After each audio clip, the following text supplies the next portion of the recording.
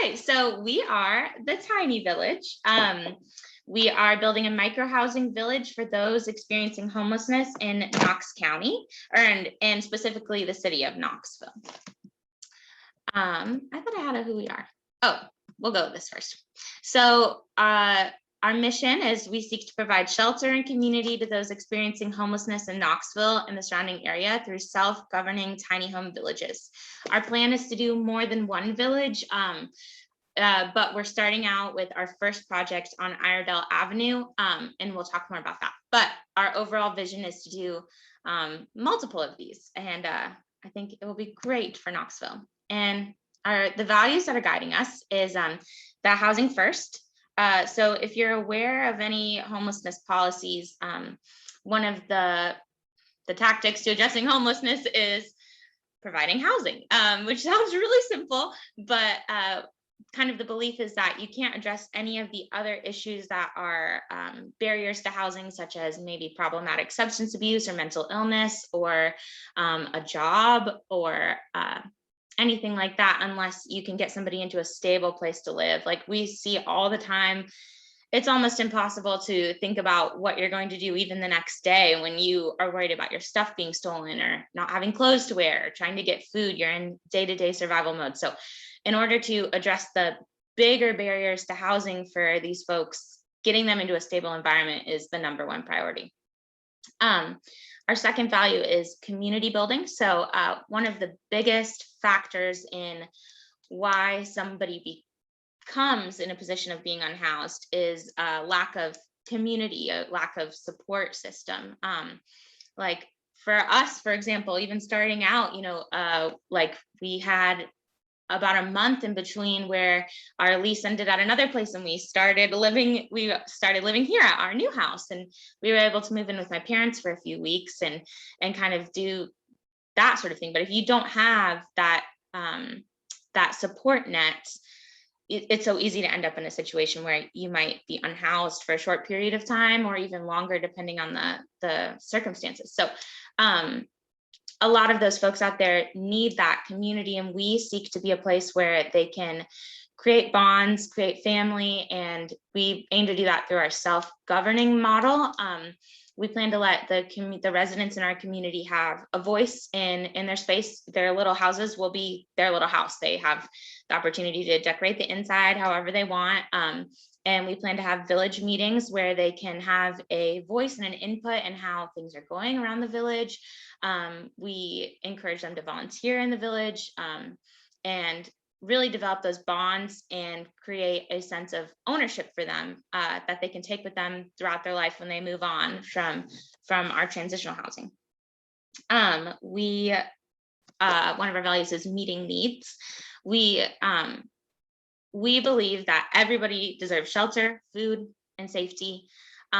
So regardless of sexual identity, regardless of race or age or any other factors, housing is a human right. And so we believe that everybody that we meet, they deserve to have housing, they deserve to have clothes to wear. And so we are trying to meet those basic needs that our folks in Knoxville need, because there are so many people that are living on our streets right now that don't have those things, and that's simply not acceptable as a community. So we're seeking to change that. And collaborative initiative, there are so many wonderful organizations in Knoxville. I know some of you even work with them that are doing great things for our community, and we want to be a part of that. We want to link all of our residents with various resources throughout our community and really get them involved and be a member of the city. And yeah, so we'll move on. So who are we? We are, I'm Ashlind Bray. That's my husband, Joseph, and our son, David. He's almost 3.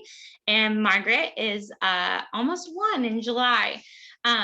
We are both Knoxville transplants, actually. I came from, well, kind of all over, but I grew up in Michigan and Georgia, and I ended up here to go to UT, and my husband ended up here to go to Johnson University. And we both just ended up staying, which many transplants do, because we just love this city. It's like so wonderful. We love how perfectly small it is and perfectly big and scruffy and full of opportunities. And so, and the mountains are close. So I was in CIC AmeriCorps for a season, and then I worked at IAMS for a few years until I had my kids, and I took a little bit of time off to do kid stuff. And during that time, we volunteered, but we often worked downtown with the unhoused. It was just something that we've always loved to do. And we took a little bit of time off, obviously, during 2020. And during our time off, we started hearing about the sweeps on the camps downtown, which had kind of emerged due to COVID. The CDC recommended that no camps be swept so that they can have non-congregate shelter outside of the shelters. And so the city was kind of lax on tent encampments. And then in October, they started kind of cracking down on the camps and sweeping them, and in return, scattering some of the people who had built community and stability. And so when we started hearing about that, and when we felt it was safe to get out more, we started going back downtown and building those relationships, and just asking. First, we did a lot of listening, like, how do you all feel about this situation? And that sort of thing, getting to know them as humans. We have friends down there and people that we love. And the more that we just heard about, like, how quickly this was happening to them and how they had nowhere to go, and there's just really no viable options. And as a community member, knowing that a tent camp is not the ideal option for people to live, to habitat, because there's public safety issues and safety for them as residents, and we just would stay up at night thinking, like, what are we going to do about this situation? And we were like, let's build them some houses, which sounds so simple, but that's pretty much what we decided. So that's kind of how we got here. So my husband works for the university, and we love Knoxville. So yeah. So the problem, what is happening? As I was saying, the camps that they had created during COVID, and they have been happening for a long time. When you're out there and you're alone, you kind of band a community together, and you support each other and watch each other's things, or help each other get food and resources. And it kind of makes life a little more bearable when you have a person or a few people. So they, especially during COVID, when the rules were a little more relaxed, there were quite a few tent encampments, specifically right under the bridge behind the Salvation Army, near Blackstock Avenue, was a fairly large camp. I don't know at its biggest, but at its biggest, when we were going down there, I would say 50 to 60 people. It's hard to say because they're pretty transitory, but about that many people were down there, and it was amazing. I mean, they had tables and like their chairs, and they had a little thing that they got water out and were cooking. I mean, it was really a home for a lot of them. And so the city had started regularly clearing these camps due to public safety, public health issues, such as lots of trash and feces and that sort of things.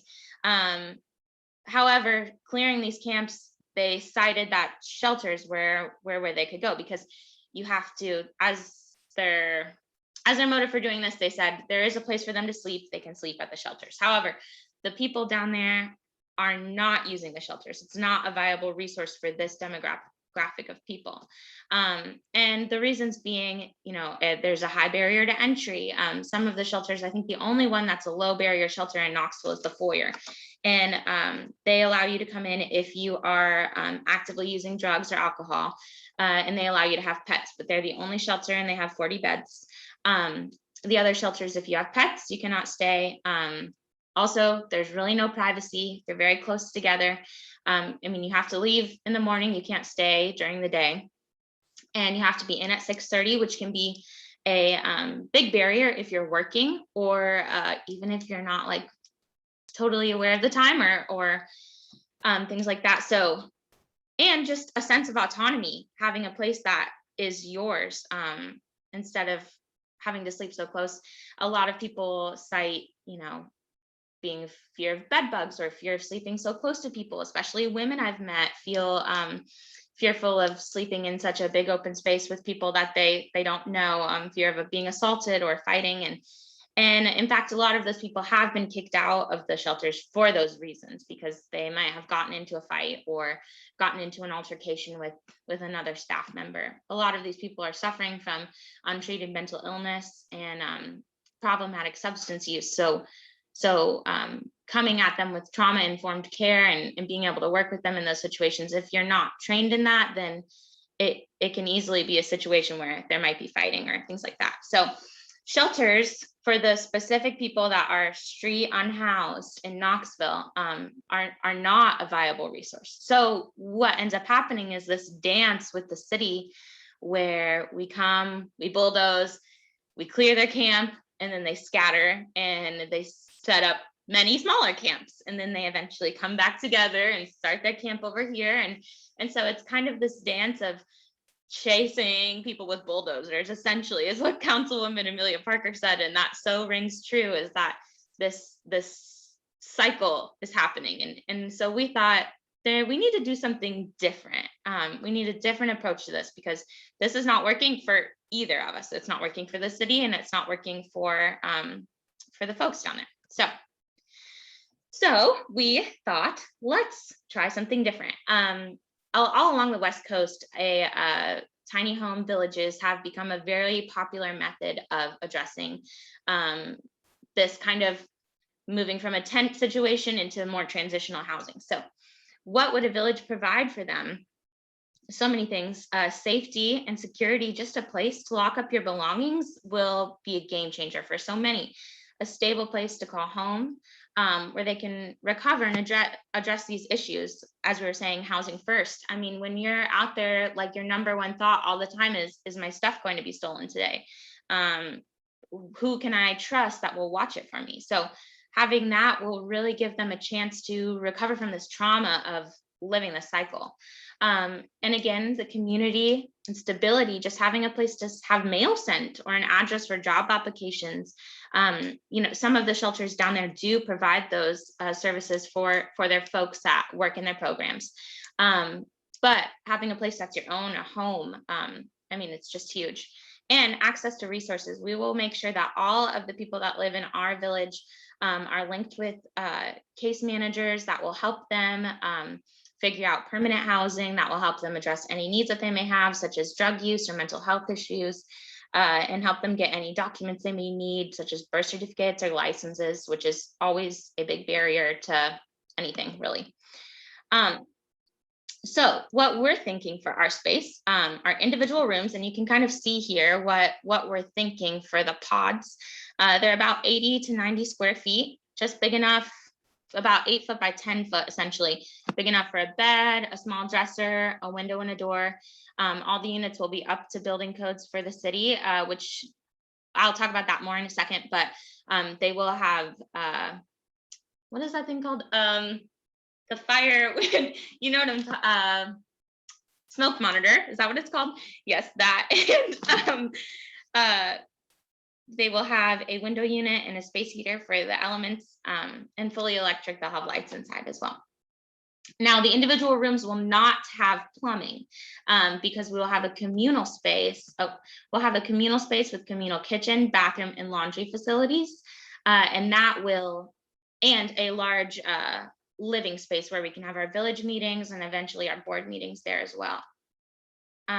All members will agree to a 6-month term with some community guidelines that we as a community, the village residents, will agree on, as well as our board. Some of the very basic ones: no theft or violence to the other residents, no drugs or alcohol permitted on the premises.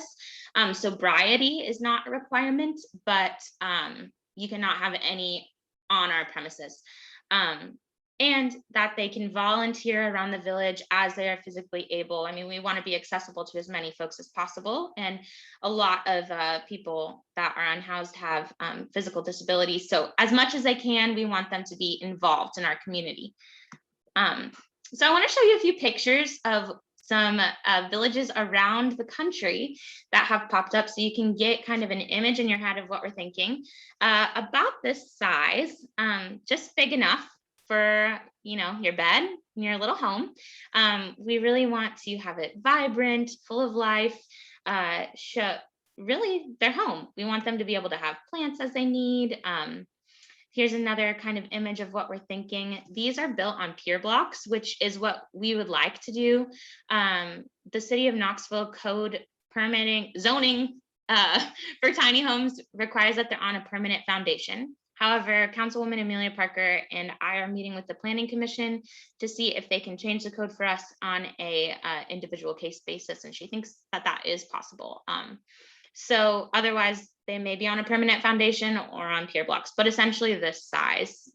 And we plan to have 10 to 15, probably closer to 10 on our property on Iredell Avenue. It's about 13,000 square feet. So, and here's another kind of idea of another shelter, another village with a communal meeting space. I think this one was still under construction when this picture is taken, but a communal meeting space. Big enough with a kitchen, a living room, space for them to gather. We plan to have some computers as well. And eventually maybe one day offer workshops there. So just a place for our community to really gather together. Here's another kind of idea. I just think they're very cute. I honestly want one too. Okay, so I'm sure you're wondering how much this is going to cost us. I can show you if you're interested. I can email you a more detailed budget. We anticipate the total construction cost being about $121,000, and our total operations cost being $89,000, close to $90,000, and that's including a salary for, we're going to have a 24/7 attendant who will be trained in CPR and harm reduction techniques and trauma-informed care up at a office up front. So there's always somebody there if a resident's in crisis, as well as a director of the villages too. And the construction costs tie in getting electric and the big community building, the 10 to 15 dwelling pods, which we anticipate costing $5,000 to $6,000, and landscaping and that sort of thing. And how we anticipate getting this money, we're being ambitious and saying that personal in-kind donations and small grant donations, we hope to get $61,000. And city and grant funding, Councilwoman Amelia Parker has told us about the Affordable Housing Trust. And let me give you the information on that. She said that the city gets $5 million per year for that, and $1.5 million per year is required to go to permanent supportive housing. And so we plan to be transitional housing. And she thinks that we can kind of slide in there with that with our project. So she anticipates that working for us. And we're going to work really hard to get that money. Our total budget, about $210,000. So potential barriers that we face is getting that Affordable Housing Trust to work for us. We kind of have to do a little politicking to do that, but she seems to think we can, just with a little work. And zoning and building codes, as I was mentioning, the city of Knoxville, we will have to change. We're in a residential neighborhood N2 zone, and we can have a group home on that property, but it does limit the number of structures we are allowed to have on that property. And again, the tiny home building code for the city says that they must be 80 square foot with permanent foundations. The 80 square foot works for us. Ideally, permanent foundations would not, just because it would cost significantly more. But we plan to meet with the Planning Commission in the next few weeks. Their advice to Councilwoman was to purchase the property and then change the code on a case basis. And they don't seem to think, from what she has told me, she thinks that it will be work on our part, but it seems to be something that can happen for us. So we are working on those. We're meeting with the Planning Commission early to let them know about our project and really get them on board with us. So all that to say, I am going to open it up to questions. And I'm going to stop screen sharing so you can see me again. Hello. Yeah, so any questions that you all may have for me, I'm really love to take them.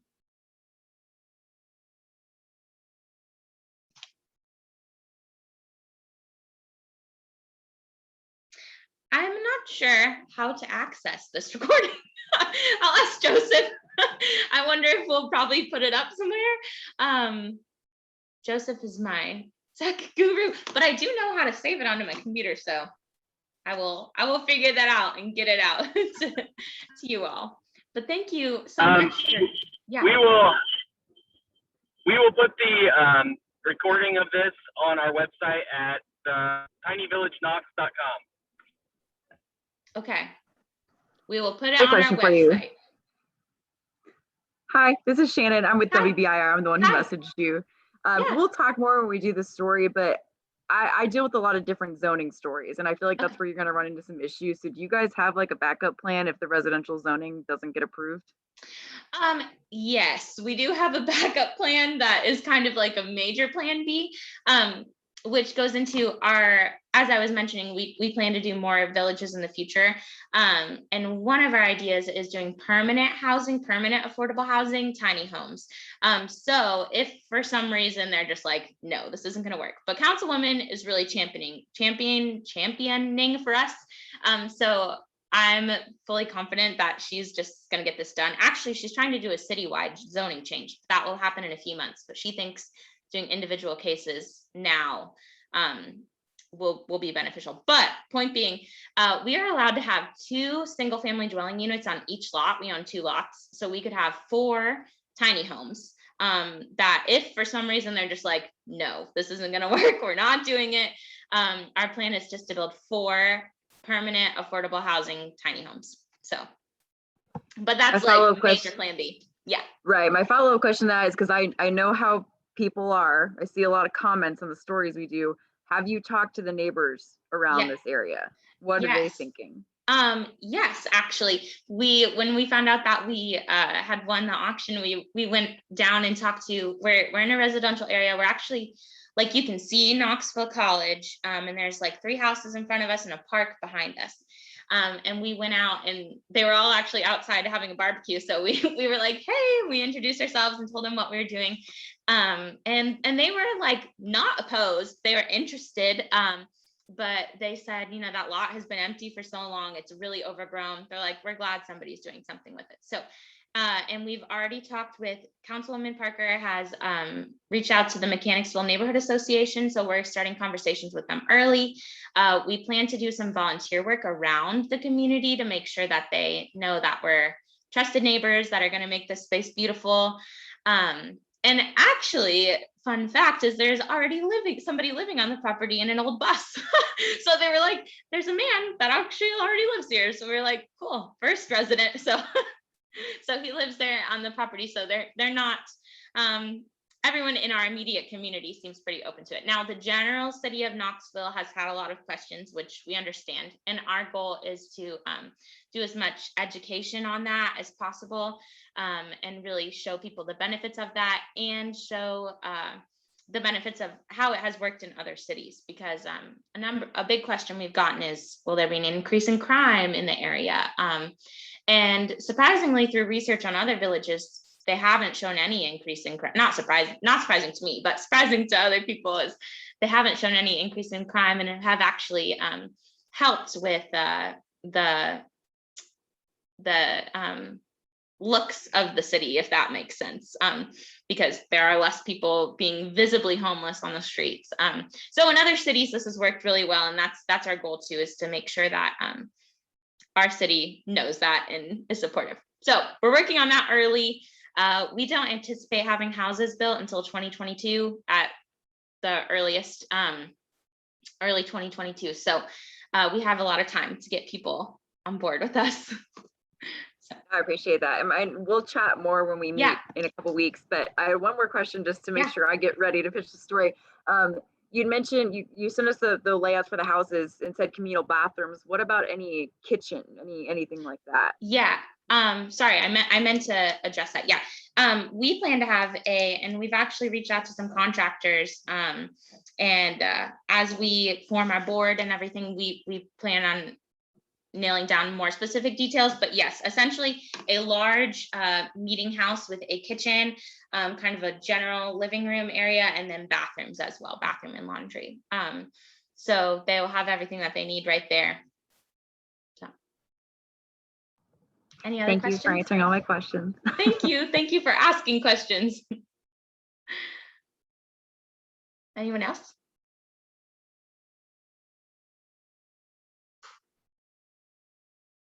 Yes. I think that we actually, as time goes on and we develop further, we're in the process of forming our board. Actually, we have a board information meeting tomorrow.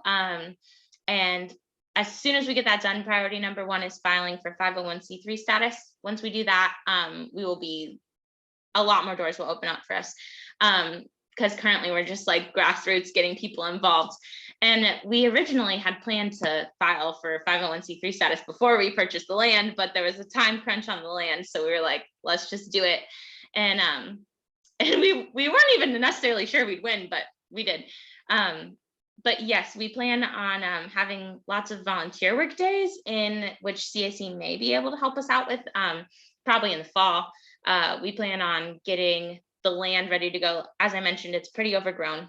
And one of our goals is to have a community garden there as well. We want to be able to kind of grow some food for the residents, and we want to have chickens too. So I don't know if that will be something that we can do, but we will need lots of volunteers for work days later, just to get our land prepped. We also plan on having volunteers help us build the tiny home structures, not necessarily the communal structure, but the tiny home structures. We have plans that we actually were given to us by one of those villages that I showed you the pictures of. And they are built with volunteers in mind, because they're easily put up. They're not too hard to build. So we plan on having lots of work days for the community. So I will keep you all in the loop about that. Any other questions or thoughts? Thank you all for spending a little bit of your Saturday with me. If you do have any questions or anything else you'd like to talk about, if you have more interest in this project, feel free to email us at tinyvillageknox@gmail.com. And our website, tinyvillageknox.com, and you can learn more about us there. And I'm happy to keep talking with you all about this. Thank you for being interested in our little project.